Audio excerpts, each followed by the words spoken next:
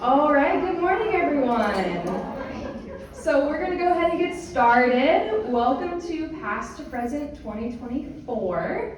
Thank you for bearing with us as we had to cancel last week because of that crazy ice storm that came through. John Kopp was really looking forward to being here, but that was kind of going to be his last hurrah before his wife had their first baby. So they're going to, of course, be taking some time off through the spring, and then we're going to try to reschedule with them in June or July. So hopefully they'll be back with us sometime in the summer. This morning, we are joined by Magda Flores. So Magda grew up on the west coast of India, where she developed a deep appreciation for the ocean. She has an educational and research background in marine biology, particularly in fisheries management and the ecology of deep sea fish. So she's conducted field work to explore deep sea ecosystems and support community-based fisheries. She currently works as a science communicator in Washington State. So without further ado, please welcome Magda Flores.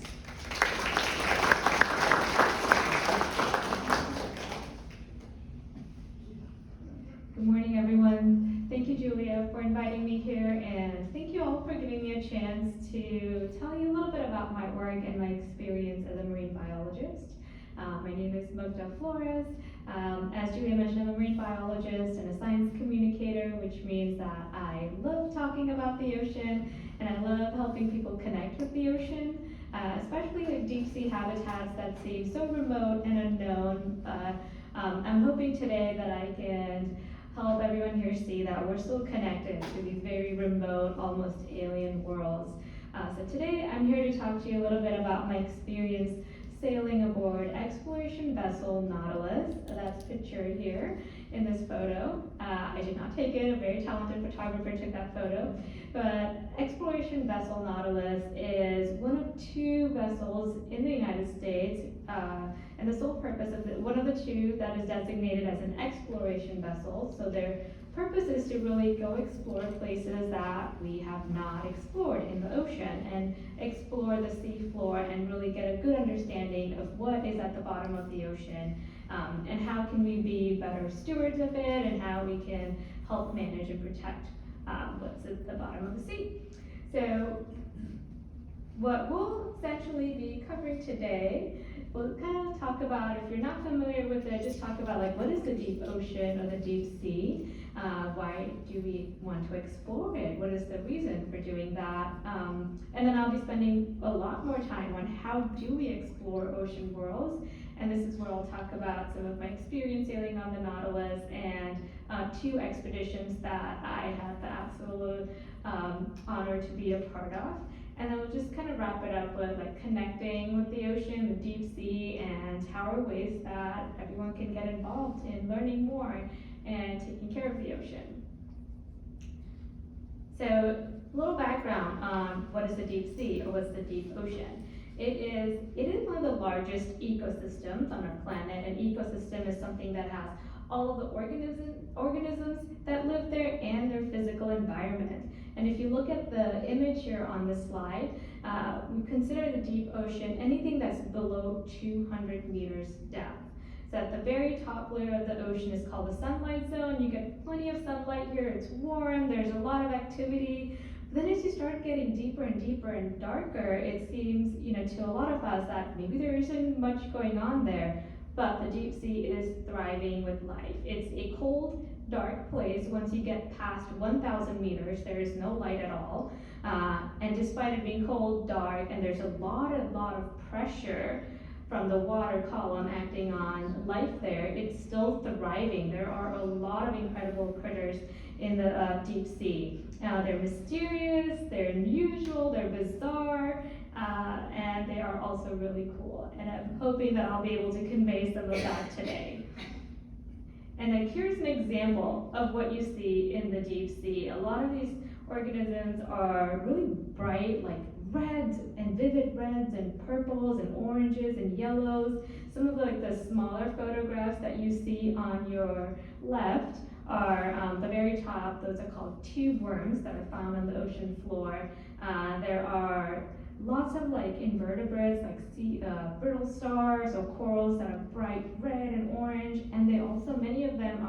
bioluminescent, which means they glow in the dark. There isn't any light there, so a lot of these critters make their own light. And the lowermost photo that's like really pink, those are very vibrant pink cup corals that you also see on the ocean floor. And then the bigger image is a hydrothermal vent. They almost look like chimneys on the ocean floor. This is where warm seawater is coming up from the ground, and it almost looks like a chimney underwater. And sometimes they're different colors, they're either black or they could be white, based on the minerals that are found on the ocean floor. So this is just examples of things that you see, and they're just like really incredible and spectacular critters. So why do we want to explore the deep sea? What's the reason to do that? One of them is mainly we've only explored about 5% of the ocean, which is not much. We know more about the surface of Mars than we do about the seafloor. So we're still discovering new organisms, we're discovering new critters, and it's good to kind of get an understanding of what's on the ocean floor. And for many countries around the world, the ocean floor, the deep sea, is in our backyard. Many of us have these exclusive economic zones that extend out a mile or so off the coast, and they are part of our backyard. And the ocean floor is also important because all of the critters that live in the deep sea are part of the food chain that helps support things that thrive in coastal environments, and it also, the deep sea sequesters or stores carbon, which can help in our warming planet as there's more carbon dioxide in the atmosphere. So, and the last part is it's rapidly changing. Some of the recent research has shown that things are changing pretty quickly in the deep sea, and we need to understand it better so we can be better stewards and protect and manage it. So a little bit of background about me, I did my master's in marine biology with a focus on deep sea fish, but all the fish actually that I studied were samples that I either got from a museum, which I'm very thankful for museums, they're such a great resource, and a professor who had collected these deep sea fish. So I hadn't really had a chance to do any field work. And then I came across this organization called Ocean Exploration Trust. They have the ship called Nautilus that goes out on these exploration missions. And they have a lot of really great programs for internships, for communications fellowships. So I applied for the communication fellowship in 2017, and this is just a screenshot of their website. And I was really excited that I got accepted into it, and so that kind of gave me the chance to go out in the field and really see the fish that was sitting in jars that I looked at for my master's, see them in the wild and see them swimming on the ocean floor. And generally their website is also such a great resource to learn more about the ocean. Okay, so now we're getting to the third part, how do we explore the ocean, and I'll be spending a little bit more time talking about this. These are just a few photos of my time sailing on the Nautilus. I got the chance to participate as a science communicator, so got to do, I'll explain a little bit what that role entailed, but got a chance to connect with students across the country and while I was on the ship and talk to them about our research and what we were doing. I also got to return and come back as a science manager, so more in a technical scientific role where I was taking notes and writing reports on what we were seeing on the ocean floor, and also processing samples, as you can see in the middle photo, where we would bring up these samples of sponges or critters that were on the ocean floor, and I would process them. Okay, so I'm going to play this really short, quick video that summarizes sort of the why do we explore the ocean and how can we really bring on diverse collaborators to help us understand more about the ocean. So it's just a 1-minute video. Let's see how that. Did you know that we've explored less than 5% of our global ocean? Exploration is not just visiting a place, it is the first step to a larger journey of understanding, revealing information slowly and asking new questions. This provides great opportunities for new generations of ocean explorers and requires different disciplines like biology, chemistry, geology, and physics, and integrating thousands of years of indigenous knowledge about these places. Scientists today use new technologies to explore the ocean. From satellites in the sky to submersibles launched from ships at sea, we have more tools than ever to solve the mysteries of our ocean. Combining mathematics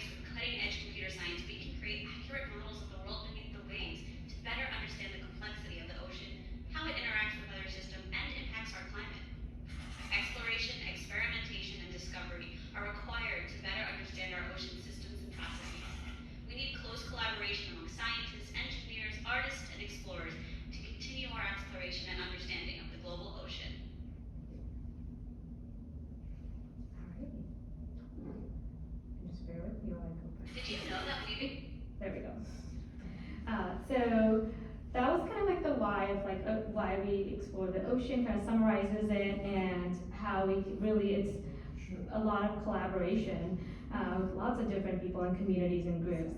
So I'm going to now kind of bring us back to exploration vessel Nautilus. This is a ship that I sailed on. Just a little bit of like kind of quick facts about this. The ship, when I sailed on it, was a little bit smaller, but a couple years ago it was upgraded and it's about 224 feet long. I looked this up yesterday. That's 68 meters, which is a little bit bigger than an Olympic-sized pool. And it has 17 crew members are folks who operate the ship, captain and engineers and folks who work on the engines and technicians who keep the ship moving. Also includes the chef who makes delicious meals for everyone on board. And then there's also space for 33 person science crew. This is made up of scientists, engineers, it's made up of artists and educators. It's the science and exploration team. And Nautilus uses a two-tiered approach to explore the ocean. And I'll talk a little bit more about what that two-tiered approach is. Basically, what we first do is folks on the ship create a map of the ocean floor, a pretty detailed map. And once you have a map, then you can pinpoint locations that you'd like to go and explore. So that's when they bring in remotely operated vehicles, and I'll show you photos of what those look like, to essentially robots that we send to the ocean floor and can get more photos and videos and survey the ocean floor. And then finally, Nautilus's mission is to also do a lot of education and outreach and bring people along and really make it inclusive, make ocean exploration inclusive. So Nautilus also uses telepresence technology, and I'll explain a little bit more. It's a satellite that helps us live stream what we're seeing. So essentially things that we're seeing on the ship as part of the science and exploration team, people all over the world are watching the same things as we are watching. They're making the same observations as we are. So quickly, before I talk about some of the technology on board, just quick to just get us situated. This is an aerial view of the ship, and you can see on your left side, that's the back deck of the ship. That's where all the operations take place. That's where the ROVs are located. They get launched off the deck of the ship. That's where we bring up samples from the ocean floor and collect them. And then we take them, it's not pictured here, but there is a lab on the ship where we take all these samples, whether they're rocks or sponges or anemones. We take those samples to process them and put them in jars and label them. Then there's also a satellite on board. That's the satellite that helps transmit information. So things that we're seeing on the ocean floor, all that information is transmitted from using that satellite and internet to people all across the world. Including scientists who participate in our missions. And then the last one I want to point out is those 3 that look like shipping containers in the kind of middle labeled control van. The control van is where the science team sits, the exploration team is in the control van. So when there are dives happening, the team will be in the control van, and there are lots of screens, and I'll have photos to show you what that looks like too, so we can kind of take notes and make observations of what we're seeing on the ocean floor. And then the rest of the ship is like cabins for the crew. There is another lab, that's the data lab, where engineers process information. They do a lot of analyses, write reports, and then there's storage and like other areas of the ship as well. All right, so I mentioned that the Nautilus uses a 2-tiered approach. So the first one is where we need a map. Before we go somewhere, we need to know where we're going. So first, what we say is we need a bathymetric map. A bathymetric map is basically a topographic map of the ocean floor. And Nautilus can make its own maps. Then, if you look at the picture on the left-hand side, there's a little photo of the bottom of the ship, or the hull of the ship. It's got a multi-beam sonar. It's an echo sounder. What this device does is sends sound waves or sound pulses to the ocean floor, and you can kind of see that illustrated in the graphic there with the ship and sending down this yellow beam. It's not a yellow beam, that's just to show in the graphic, but it sends out sound pulses to the ocean floor, and those pulses then come back to a receiver on the ship then scientists and our data engineers can pull that information and create some very, very detailed maps of the ocean floor. And what do those maps look like? It's the image on your right. That's a very detailed map of a structure on the ocean floor. It looks like a seamount, an undersea mountain, and what those colors tell you is at what depth those different regions and features lie. So the warmer colors are shallower depth, the cooler colors are deeper depths. And then once we have a detailed map like this, then we can pinpoint where we want to go. So now that we've pinpointed, say we want to explore that mountain, how do we get there? This is where we use remotely operated vehicles. They're remotely operated because there's somebody on the ship operating these vehicles. And on the Nautilus, they have more now, but when I sailed on the Nautilus, they had 2 remotely operated vehicles, and they both have names. The names are Hercules and Argus.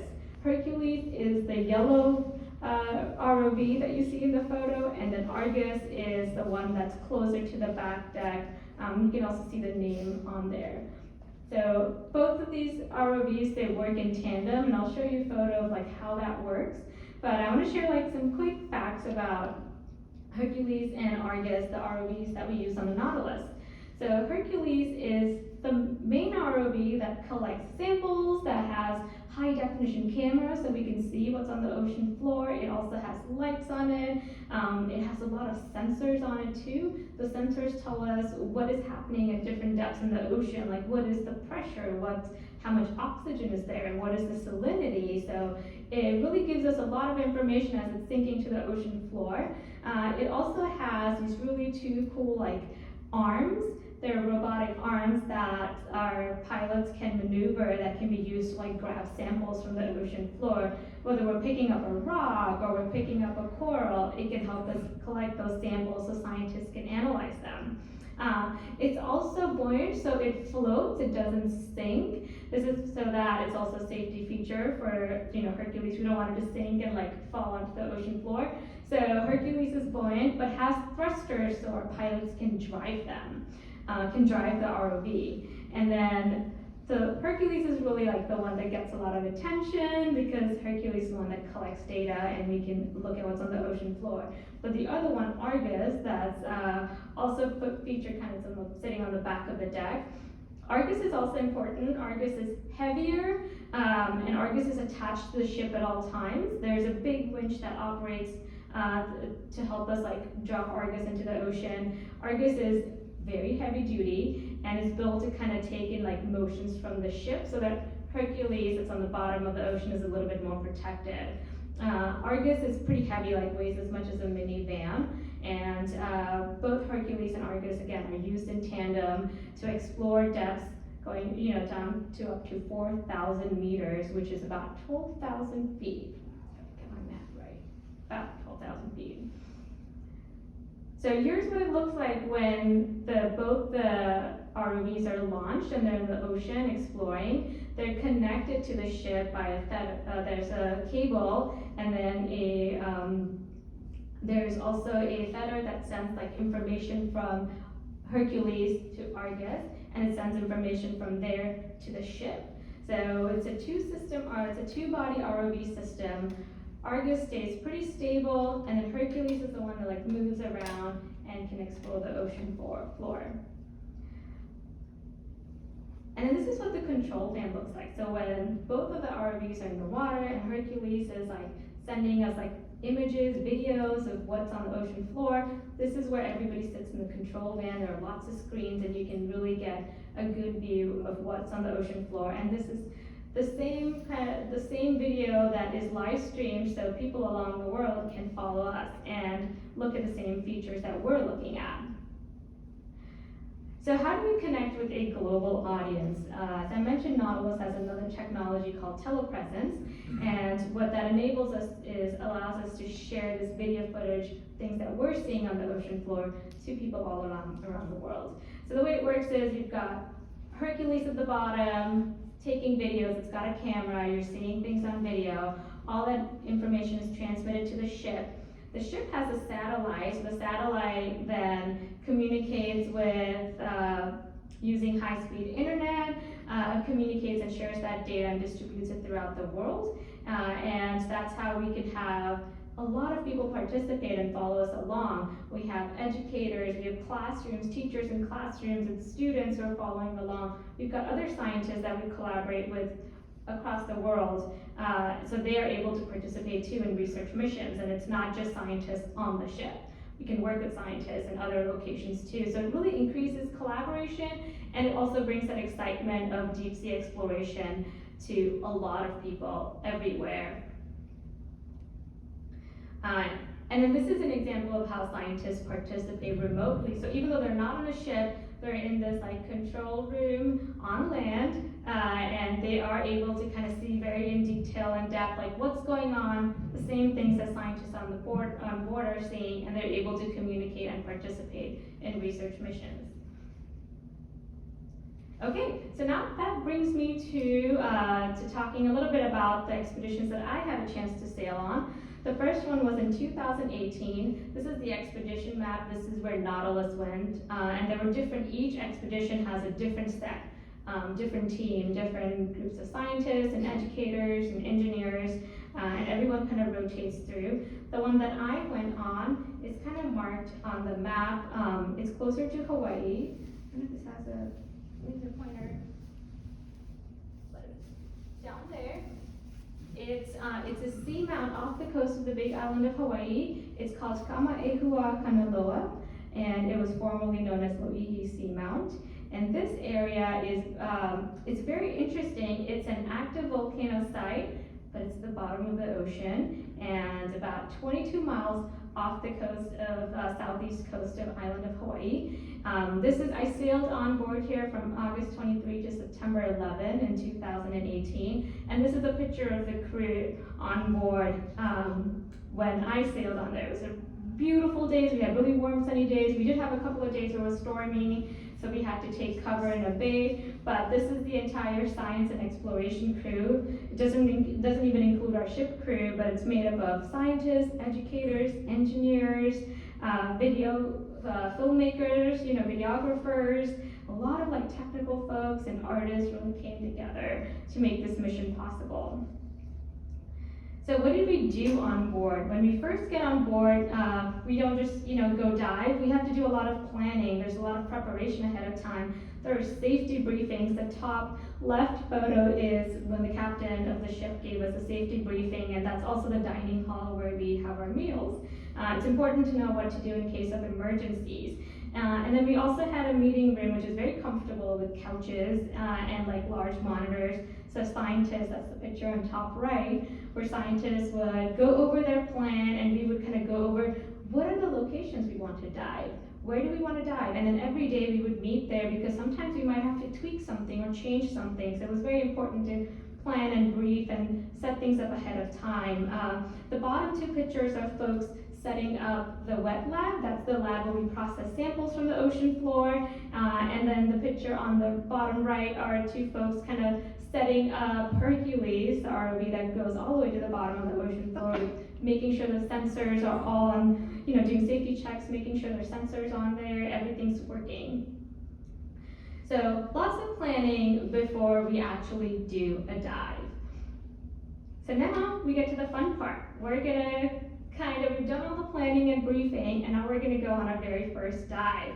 And this is what it looks like when the ROVs are launched. The first one to be launched is Hercules, because Hercules can float. So the Nautilus has a giant crane to lift Hercules in and out of the water. And you can see the cable, the yellow cable that connects Hercules to Argus. I don't have a photo of launching Argus, but Argus is also sitting on the back deck, and there's a giant winch system that drops Argus into the ocean, and then Argus goes in after Hercules does.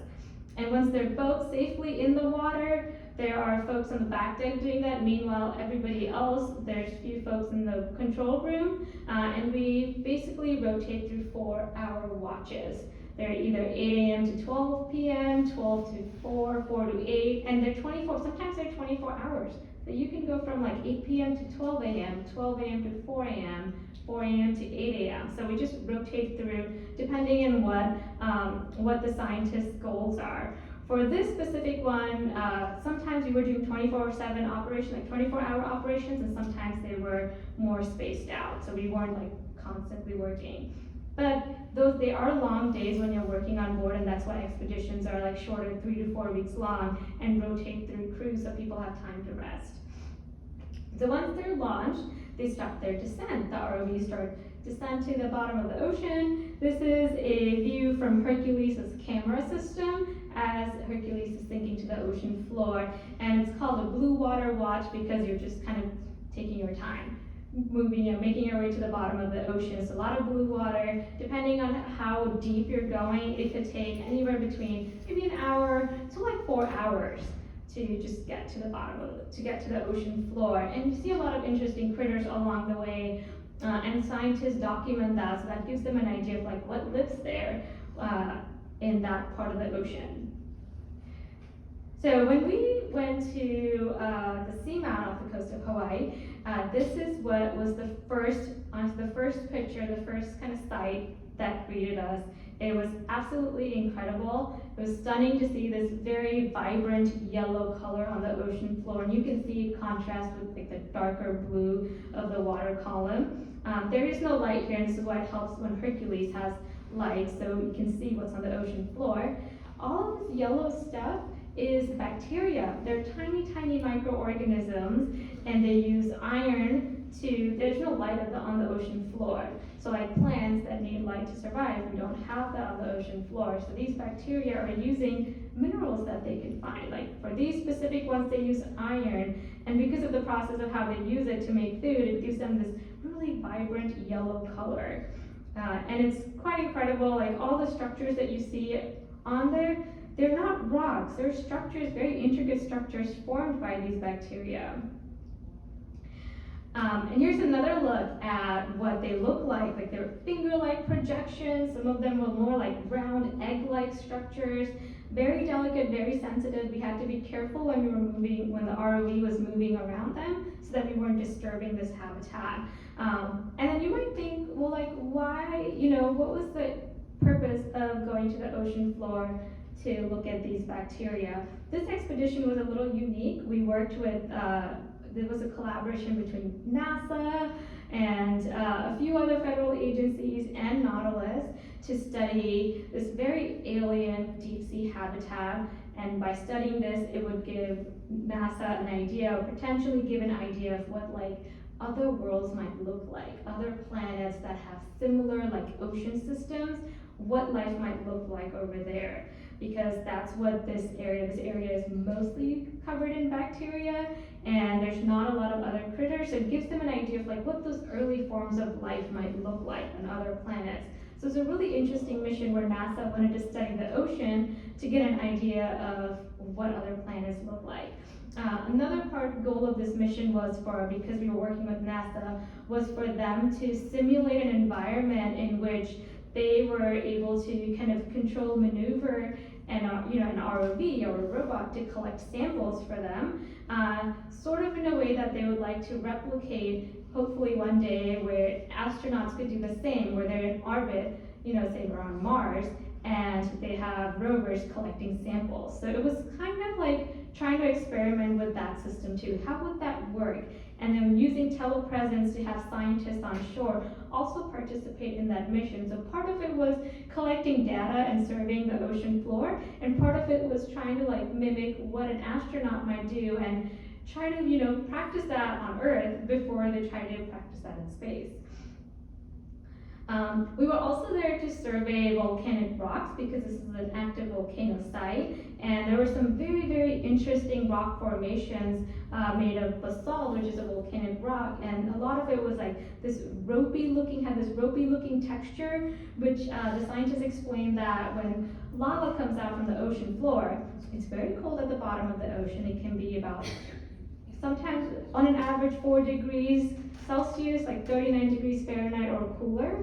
So what happens is that when that hot lava comes out, the outer crust starts becoming solid, but the inner part is still molten, and because it takes time to cool, it creates these like really interesting rope-like structures on the rock. And just depending on the pattern of how the lava came out, but in this situation, it squeezed out like toothpaste and took its time to cool, so you have this ropey structure. Other things, we were also interested in collecting some of these rock samples if they were small enough to be collected. And there were a couple samples we collected that were really interested that has this mineral, pyrite, which has like a gold shimmery appearance. But scientists wanted to collect those rocks too with minerals because that would tell us what types of minerals do microorganisms living on the seafloor over here need to grow.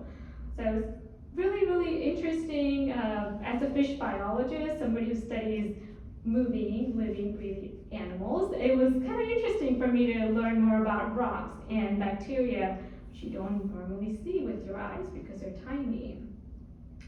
Another goal of this mission was to collect water samples from little spots on the ocean floor, like vent areas where warm water was bubbling out from the ocean floor.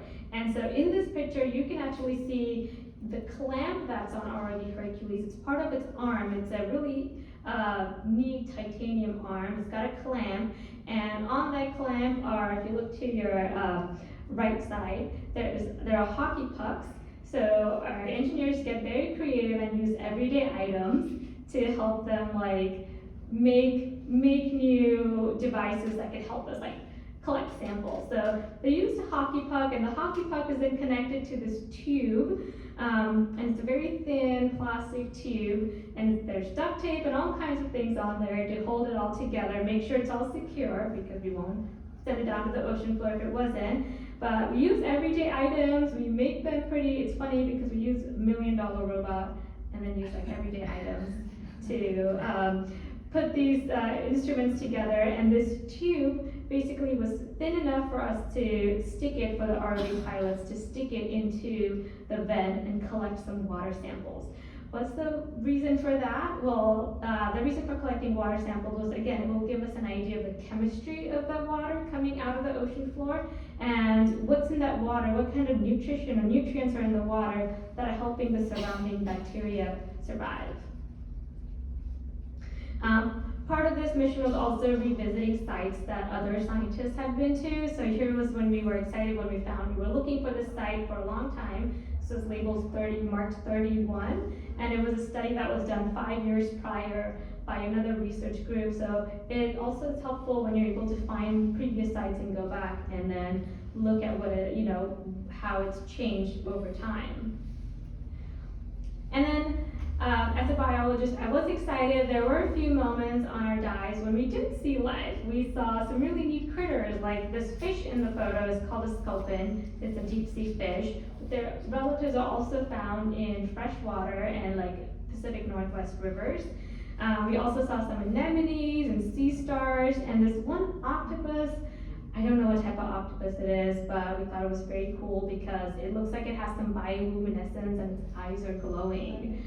So I was excited to see some biology too.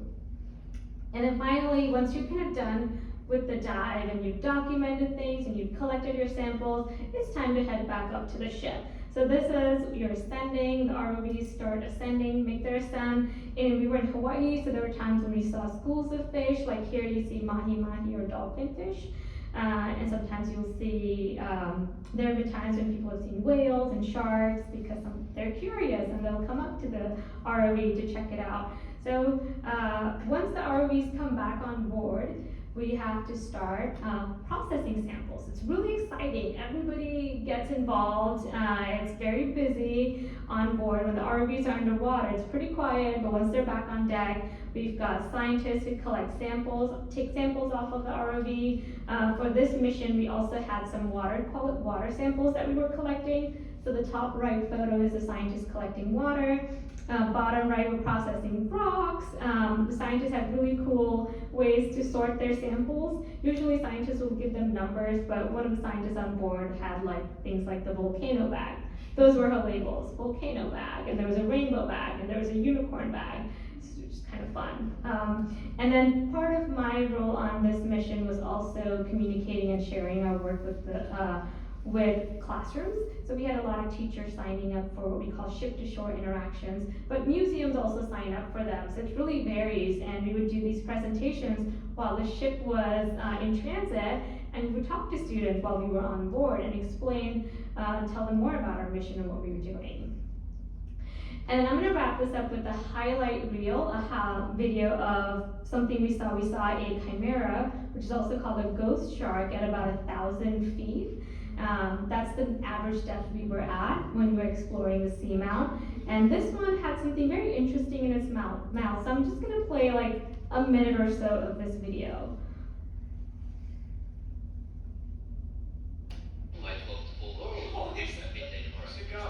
Wow. I think we better zoom on that. Hey. Yeah, zoom please. What the? Wow. Whoa. Something dead. It's a rockfish. It looks like a rockfish. It does look like a rocket. Wait. Or is it What a is squid? it? I Oh don't know. my god. I have no idea what this fish is. Is he eating something? It looks like a fish. Like the first frames, it was clearly again a fish head. Yeah. Nice. Sushi. Yeah.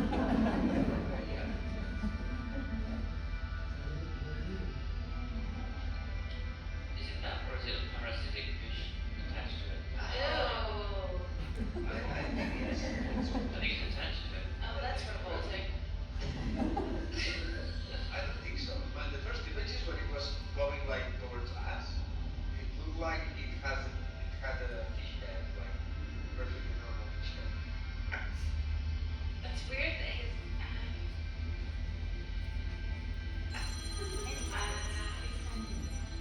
We got breakfast today. That's what I get.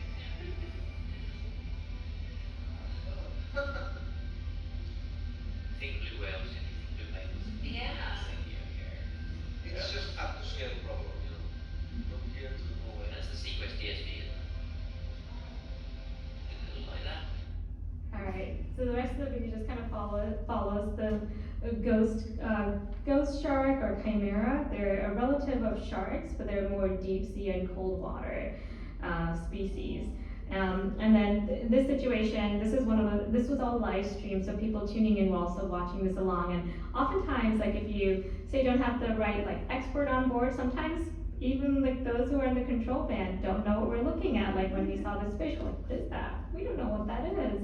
And then later on, we identified it. Okay, it's a chimera or a ghost shark. And so that was kind of one of the many highlights of that expedition. That was the stuff. And then I think I'm going to check on time. I'm going to quickly talk about a second expedition that I also participated in. This is a little closer to you. This is off the coast of Central California. It was in 2019. I got to participate as a science manager, so I was more on the scientific and technical side and not as much on the communication side. And this was in Monterey Bay National Marine Sanctuary, which is, if you look at the top right part of the map, that's where Monterey Bay is. So on this mission, it was a short expedition from October 13th through 18th, but this one was 24-hour operations. Like some of the other expeditions were like 12-hour operations. This was 24 hours. We were going nonstop. Very long hours, but lots of excitement here too. And this was when this site, we're specifically interested in returning to a site where scientists the year before had been to on the Nautilus, called the Octopus Garden. And I'll show you pictures of this, but it's the Monterey Bay National Marine Sanctuary. And this was the team that was on board. So all of you are very sleep deprived, but excited folks who got to see a lot of really interesting things on the ocean floor. One of the cool things about this expedition was the transit to Monterey Bay. We were docked in San Francisco and got to travel under the Golden Gate Bridge, which is like what's shown in the photos here, which is pretty cool. It was a beautiful and sunny day as well. And then on the way there, I was really amazed by the power of the ocean. We got some like, not big waves, but there were some like conditions where there were like rolling waves, and it was kind of exciting to see those, as you can see in this photo, the ship was just kind of, to me, it wasn't that scary. To me, it was like kind of rolling from side to side, but I know for other folks that they had to like go inside or like, look at the horizon, because some folks, sometimes folks can get seasick. I've so far been lucky and not, knock on wood, but haven't gotten seasick yet, but, now that I've said it, it might happen. On this expedition, again, I was more in a scientific role, and so I worked with a team of data loggers and science technicians where when we would bring up samples from the ocean floor, we would collect them from those sample boxes. So they're basically like drawers that fit on Hercules ROV, drawers that can be pulled out when they're on the ocean floor. You put samples in them and then you close the drawer. And then you bring them up to the ocean floor, and we're collecting corals and little pieces of sponges and other mostly invertebrates on the ocean floor. And then this is the octopus garden, the location that we went back to. It is roughly at about 10,000 feet. It's quite deep, maybe in between 3,000 and 4,000 meters. I'm not doing math quickly, but it's about 10,000 feet. And the surrounding water around this area was very cold, but this area was quite warm. It was almost 10 degrees warmer.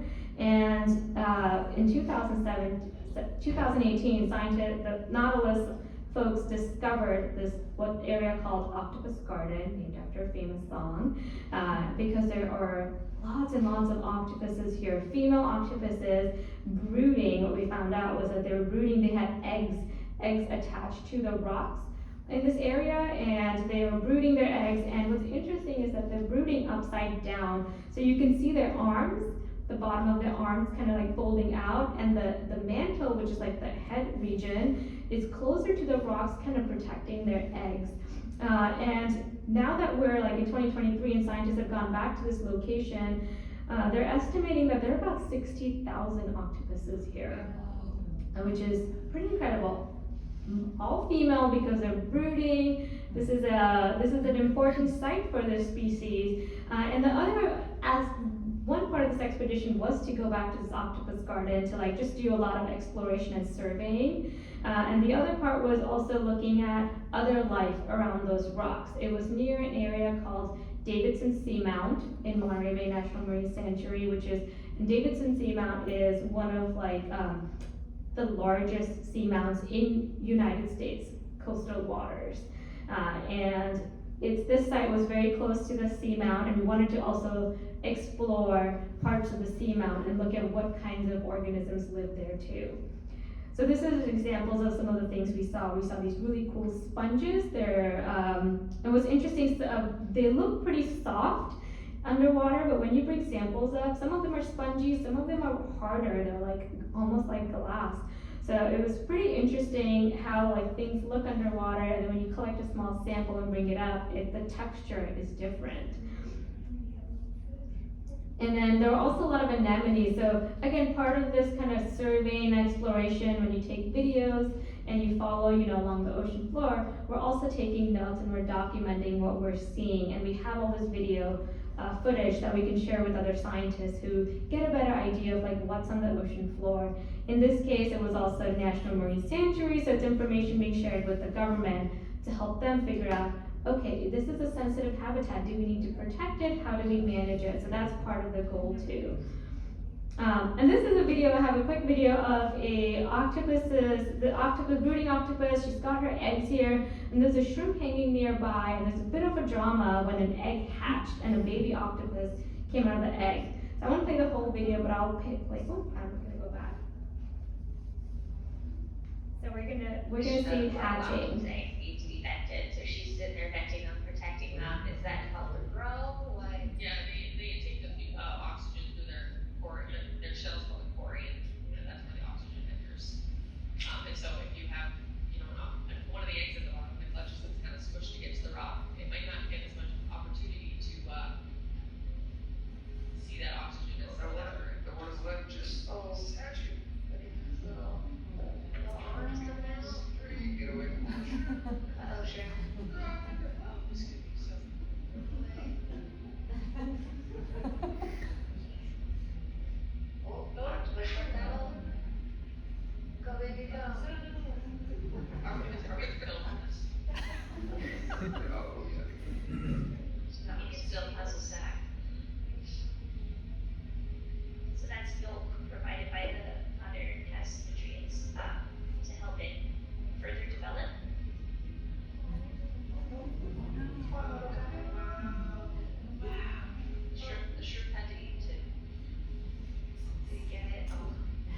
I'm gonna fast forward a little bit because we thought that the baby octopus was going to be Shrimp's meal. So I'm gonna fast forward, just kind of all this drama unfolding with the baby octopus and shrimp. And then maybe we'll get to, I think it's around here. Yeah. They're still going at it. There's still some struggle. And then There we go. the baby got away. Right now, the octopus, but the shrimp is at it again. Shrimp was just sit and wait. And he's still hungry. He can puncture those big capsules. That would be interesting. So you think, there are all these people used to think there's nothing at the bottom of the ocean, but there's a lot of stuff happening, a lot of drama, a lot of critters looking for food, and it's incredible that we have technology now to be able to document it and really appreciate it. Okay, and I'm gonna wrap this up very quickly now in a few minutes. Something that we sometimes on expeditions, you unexpectedly come across something that you were not expecting, like on this expedition, in this very location. Last year, in 2018, they found octopus garden that was unexpected, and in 2019, we found, I'm getting my years mixed up. Yeah, in 2019, we came across a whale fall. And that's pretty exciting when that happens. It's when whales, whether a whale naturally dies or there's a predation event and the whale died, they sink to the ocean floor. And because it's pretty cold down there, it takes a long time for the bodies to decompose. And whale falls can provide essentially food to a lot of different critters for a very long time. In this photo, when we came across this whale fall, we had to spend some time exploring and kind of studying it because there aren't that many whale falls that have been studied. So when you come across one, it's good to look at what's going on. We found a lot of octopuses around here. There were also fish, and we also, when you get a little closer, if you can see there, or on the bones, there are some fuzzy bits. Those are worms. They're bone-eating worms. And so it really ends up providing food to a lot of different critters. And scientists on board identified this as a baleen whale because it still had the baleen in its mouth. So it was pretty incredible to come across this whale fall, and it was unexpected, and that's when lots of excitement. I don't think any of us slept for 48-ish hours or so, because there's just so much going on. We were also thankfully able to get permits to collect some samples of the soil, the sand around there, and also a couple samples of the fish, bone-eating worms that were feeding on the whale. I'm gonna actually skip over this because maybe I'll watch a couple seconds. It's a closer view of the whale fall. So maybe we can take a quick look at that. Oh, you're still shaking up. Okay, never mind. Alright, so we're approaching the tail. That would be the peduncle. So right where the pinch point is that goes out the fluke. That was a male we just passed on the tail. See these vertebrae coming up. Out to the ribs as we come up, and then upwards to the jaw and where we saw the baleen. Covered in scavengers. It's a happy day to be an octopus. Alright, thinking this is 4 to 5 meters long.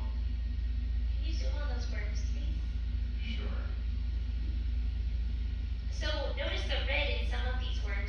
It's thought that they have hemoglobin in there to help capture some sulfite, or at least that's what's true of fin worms. Why don't you trace the red? Well, whale falls at later stages do become chemosynthetic ecosystems as the bones are broken down. That's a good point.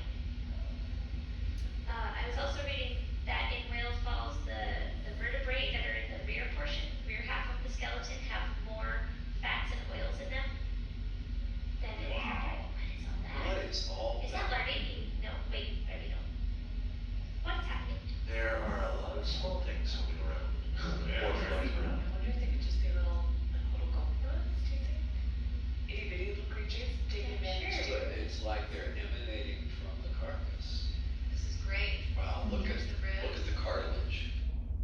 All right, so you got a closer look at what the whales fall. And this is all live streamed as well, so people following us along in, schools or colleges and museums or at home from the living room are seeing the same things that we are. Okay, I'm gonna quickly wrap it up. Along with seeing really incredible life, we're also documenting how the deep sea is changing. We've seen, signs of trash and other forms of pollution. And so I wanted to quickly wrap it up. We're reminding all of us here, we're connected to the ocean, we're connected to the deep sea. Everything that happens upstream that we do on land impacts everything that happens downstream. So I just wanted to share some of the things that I have learned in my personal life. Is trying to find ways to reduce pollution or support even local community habitat projects, restoration projects on our coastlines, learn more about the ocean, get involved in learning about the deep sea and how we manage and protect and are stewards of the ocean, and then share that information and raise awareness. So lastly, I will wrap it up. If you're curious about ocean exploration and want to learn more, you can visit Nautilus Live's webpage. It's nautiluslive.org. If you are on social media, they're also on Facebook. They have a great YouTube channel where you can watch all of these videos I showed you today. And they also have a lot of great educational resources for students from all ages, from kindergarten all the way through college. So with that, I think we have about 10 minutes. I'll be happy to take any questions. And thank you for listening to me, and thank you for following along. Really honored to be here today. Thank you so much. That was amazing. I'm going to come around with a microphone for any of you who have questions, and that way all of us can hear what you'd like to ask. Yeah, I'd like to know about the size of the octopus. There was the little yellow one and the blue ones, and were they all about the same size or different sizes? And what size was that? That's such a great question. I don't know off the top of my head how big they were, but the purple ones that we saw in the octopus garden, they were fairly small. One of them actually climbed onto the arm of the Hercules, the ROV, and Hercules' arm is about, I'm just gonna use my hands to show, it's about this big, kind of the two arms, and the octopus had wrapped itself around it. So compared to giant Pacific octopuses, these were pretty small. They were maybe a few feet, in length. Yeah, but I will have to look it up to know exactly how big they were.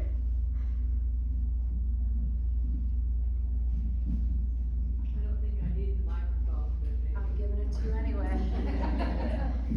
I would like to know, how do they get the specimens from the environment into the Hercules, and then how do they get them up to the surface? Such a great question. So when Hercules has a lot of features on it, and there are essentially these storage areas, they're drawers that you can pull out. So the arm, the big manipulator arm, can pull out these drawers, and there are boxes in their labels, their drawers, compartments with labels, letters or numbers. And so when we collect samples, you can take break up a small piece, the arm can do that. You can break up a little piece, or pick up a piece of rock and put it in one of those compartments and close the drawer.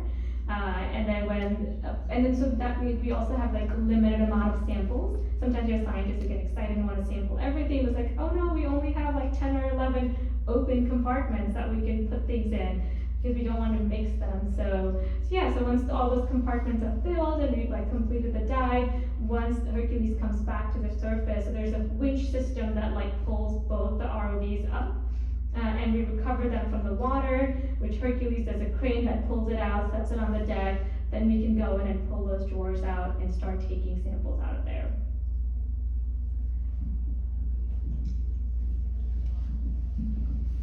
I was curious about the permit process. Mm-hmm. Is it general, or you have to stop, I see that, I want that?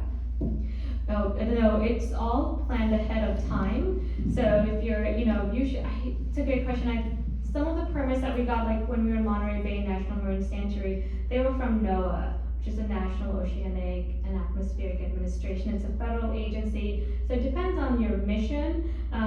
You get permits from the appropriate federal agency to collect samples. Because you might see something and Right, yeah, and that's what happened with the whale fall. So that's when we saw the whale fall, and there was a lot of like everyone coming together. What samples do we want to collect? There were scientists on shore participating, so that's when we had to like apply for permits and kind of like, because it was in the National Marine Sanctuary System, they were able to kind of expedite the permits to help us collect like some of the soil samples and like collect a few worms from the whale fall. These are all like great questions. I'm curious whether you see any tissue destruction when the pressure changes between extremely high pressure down to normal atmospheric pressure. I did not see any in the expeditions I was on. A lot of things we collect are invertebrates. They're like corals or sponges, so we don't see any tissue degradation. We're also coming up pretty slowly, but I have heard that can happen with fish and like some other organisms when if they're brought up too quickly because they're under high pressure, and now suddenly there's not any pressure on them. Their tissues break down and they become kind of almost jelly or blob-like. We did not see that on our expeditions. We also, sometimes take hours to come back up, so I don't know if that has something to do with it.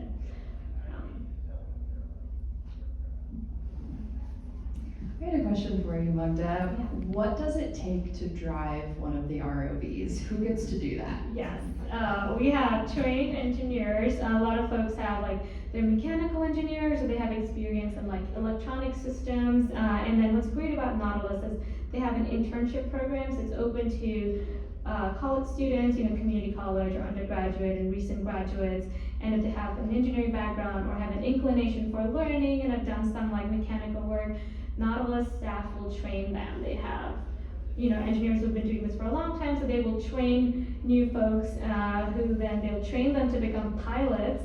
To pilot, everybody starts on Argus, which is the heavier ROV, and then they move on to Hercules, which Hercules requires a little bit more training and figuring out how to manipulate the titanium arm to grab samples and move the ROV, to adjust its position. So people get trained to do that, and a lot of our engineers then come back as contractors in subsequent years. So what's the future of this? Is there a goal or, or something where you're gonna consider keep doing this, or, that's what it. Yeah, great question. The future, there is a lot of effort now to map and study our oceans.